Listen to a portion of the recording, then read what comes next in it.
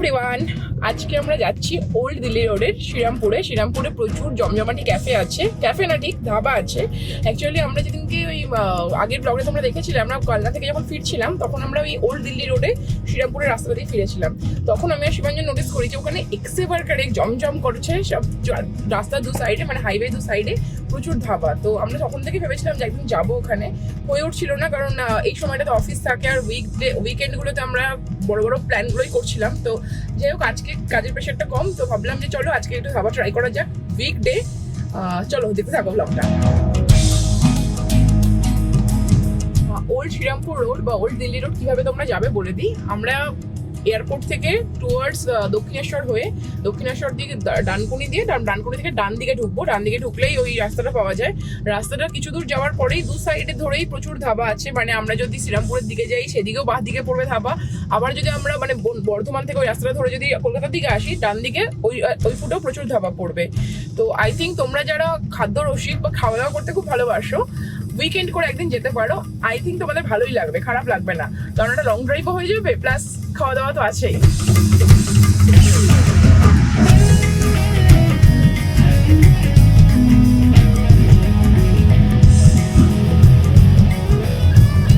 দক্ষিণেশ্বর থেকে সোজা এসে একটা চলে যাচ্ছে দিল্লি রোড আর একটা চলে যাচ্ছে বম্বে রোড।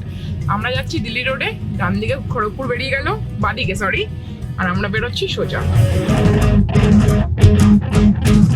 আমরা এই সিগন্যালটা থেকে ডান দিকে নিলাম, যেটা ওল্ড দিল্লি রোড, বৈদ্যবাটি, মগরা, বর্ধমান।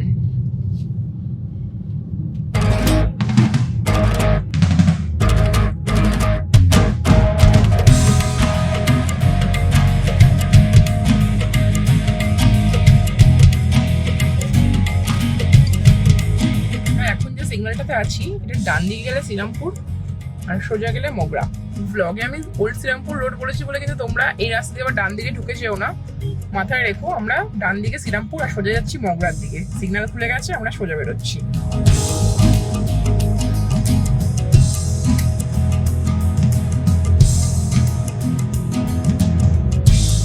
তো শ্রীরামপুর পার করার পর থেকেই বেশ কয়েকটা ধাবা দেখলাম। গাড়ি একটু স্পিডে ছিল বলে তোমাদের সাথে শেয়ার করা হয়নি। এই দেখো একটা ধাবা, ভিলেজ ধাবা নাম। আর একটা যাচ্ছে, এটাও কাবাব ভিলেজ, স্পেস ধাবা। তো এয়ারপোর্ট থেকে বেরোনোর পর 41 কিলোমিটার মতো গাড়ি চলেছে। আমরা এখন আছি গর্জি মোড়। কয়েকটা ধাবা তো ক্রস করে চলেই আসলাম, তোমরা দেখতে পেলে। সামনে কিচেন সূত্র বলে একটা আছে, যেখানে প্রচুর মানুষ গেছে। কিচেন সূত্র ছাড়াও এখানে বেশ কিছু ভালো ভালো ধাবা আছে। আমরা আজকে কিচেন সূত্রতে যাবো না, যাবো অন্য কোথাও। আমরা নিজেরাও জানি না কোনটাতে যাবো, হয়তো দেখতে যেটা ভালো লাগবে সেটাতেই হয়তো ঢুকবো। তো চলো যাই, খুঁজি কোন ধাবাতে যাওয়া যায়। এখন আমরা যে সিগন্যালটা ক্রস করছি, ডান দিকে হলো চন্দননগর আর সোজা হলো মগরা।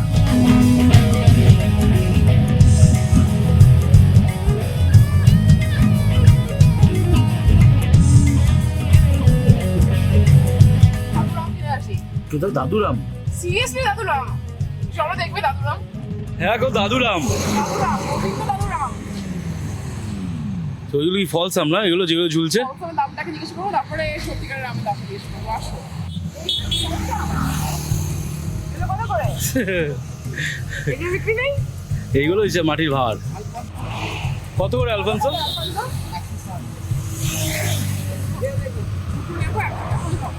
এখন খাবো না, বাড়িতে নিয়ে যাবো।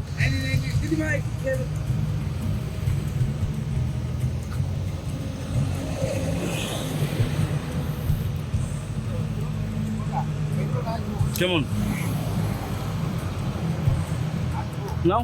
দু পিস নাও, 2 পিস যত হয়। তোমরা এখানে আলফানসো কোথা থেকে নিয়ে এসছো? বাইরে থেকে গাছ নিয়ে এসেছি, সন্ধ্যে থেকে মহারাষ্ট্রে, ওখান থেকে গাছ নিয়ে এসেছি। এখানে তৈরি করেছো কোথায়? আপনার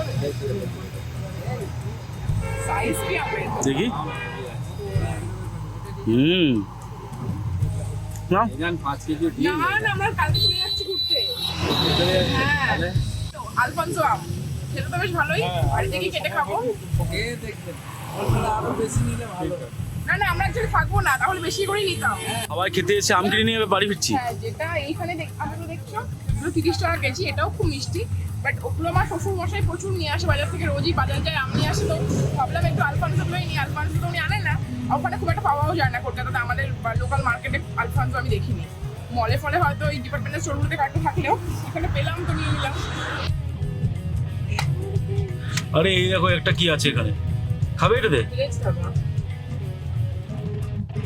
তো একটা রাউন্ড সার্কেল হয়ে আসলাম, ভাবছিলাম যে কোনটাতে ঢুকবো না, এগুলো যেমন ফেলে সামনে চলে গেছিলাম কিচেন সেন্টার ক্রস করে, তারপরে ভালো কিছু পাচ্ছিলাম না, কোনোটা বন্ধ রয়েছে, স্টাফ নেই বলে আবার আমরা ব্যাক করলাম, ব্যাক করে আবার আসলাম এখন ফাইনালি ভিলেজ ধাবা। চলো এখন বিশাল খিদে পেয়েছে। চলো। হ্যাঁ রাইস হবে, রাইস আর রাইস খালি দাও, নন ভেজ খালি ছাড়া খালি ছাড়া, খালি ছাড়া ফ্রাইড রাইস চিকেন ছাড়া বিরিয়ানি দাও, ভালো হবে। নর্মাল যেরকম নর্মাল হচ্ছে। কি করবে? দেখো হচ্ছে মাটন থালি হবে নাকি? না চিকেন, চিকেন থালি কত? চিকেন থেকে 100, আর ফিশ থালি? ফিশ থালি হচ্ছে আপনার 80। কি ফিস থাকবে?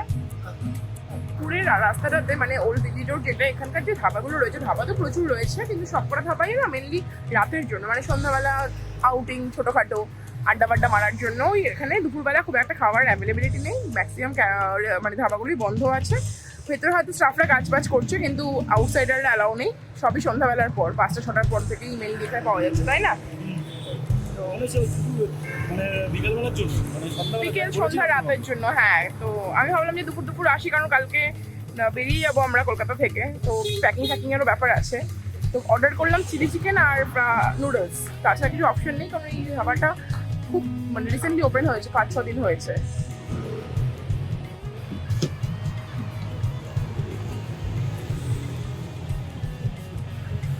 মারাত্মক খিদে পেয়েছে, যা দেখে তাই খেয়ে।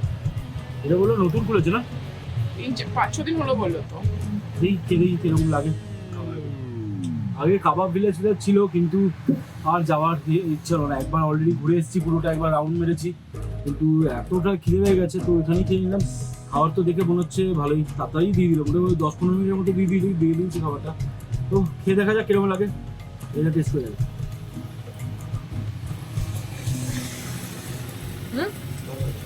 আমাদের তো এই ধাবায় অ্যাকচুয়ালি আসার ইচ্ছা ছিল, কেন বলতো? তরকা রুটি এরকম ধরনের খাবার, এর জন্যই রাতে আসতে হতো। যে রাতে আসতে চাইছিলাম। আমাদের আজকে আউটিংটা একটু ফ্লপই হলো, বাট তোমার ভালো লাগলো, আমার একটু ভালো লাগছে না। আমার ভালো লেগেছে, সবজি না আমরা অবশ্য অতিরিক্ত ট্রাই করোনি, নুডলসটা কিচ্ছু সেদ্ধ হয়নি, মানে কোনো কিছু মানে স্টার ফ্রাই যেগুলো করে সেগুলো মানে ওগুলো আমাদের এখানে খাওয়া দাওয়া করলাম, খাওয়া দাওয়ার ঠিক পোষালো না, মানে একদমই জাটা ছিল, একদম ভালো ছিল না, আমি খেতেই পারিনি, ফেলে মানে পুরো খাবারটাই ফেলা গেল। এখন বাড়ির দিকে এগোবো। যাই হোক, যদি ব্লগটা ভালো লেগে থাকে please do like, share and subscribe, প্রতিবারের মতো বলছি। আর নেক্সট যে ব্লগগুলো আসবে, একটা ভালো সিরিজের জন্য ওয়েট করে থাকো, একটা ভালো সিরিজ তোমরা দেখতে পাবে। তো টিল দেন, বাই বাই।